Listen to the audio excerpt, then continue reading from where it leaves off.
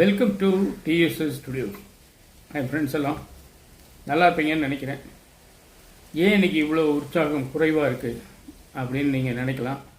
காலையில் தினத்தந்தி பேப்பரை பிரித்த உடனே ஏன்டா அந்த பேப்பரை பார்த்தோங்கிற மாதிரி ஒரு மனநிலைக்கு தள்ளப்பட்டேன்.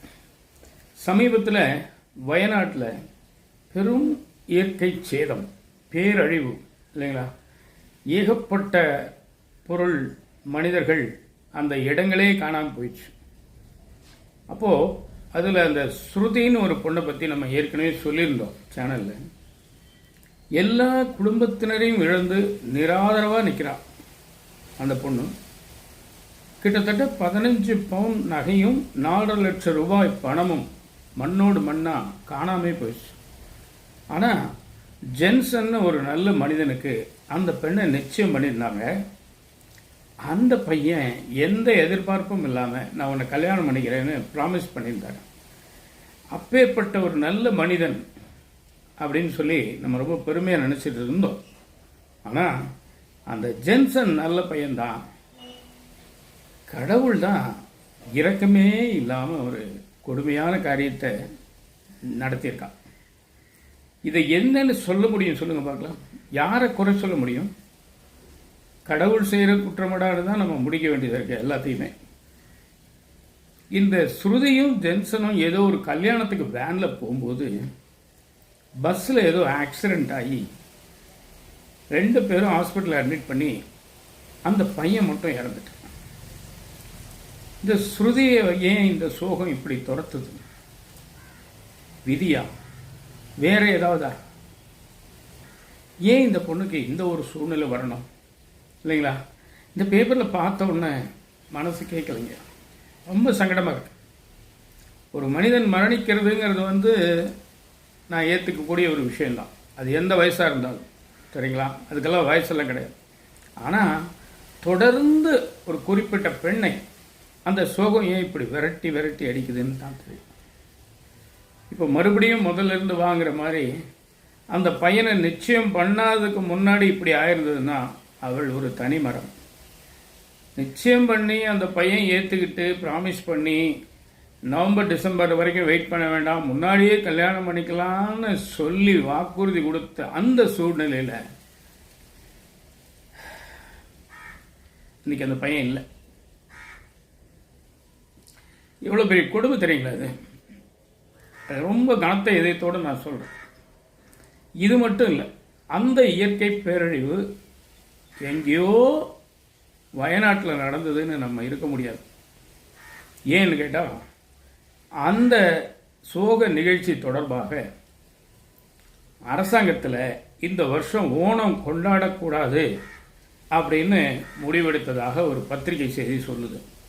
அதனால் என்னாச்சு தெரியுங்களா, இங்கே நம்ம ஊரில் அந்த ஓணத்தை எதிர்பார்த்து தொண்டாமுத்தூர் அந்த பகுதி சுற்று வட்டார பகுதியில் விதவிதமாக வண்ண வண்ண பூக்களை எல்லாம் சாகுபடி பண்ணியிருக்காங்க.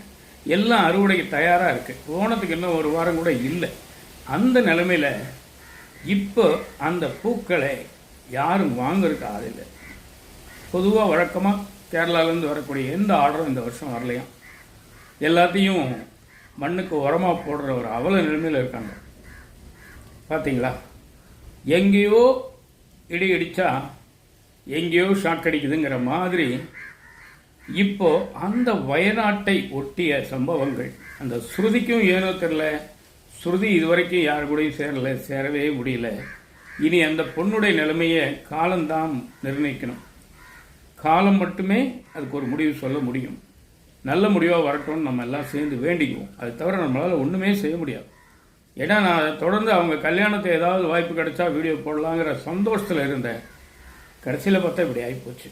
அதே மாதிரி நம்ம ஊர் பூ சாகுபடி செய்கிற விவசாயிகளுக்கும் பாவம் ஒன்றும் பண்ண முடியாது.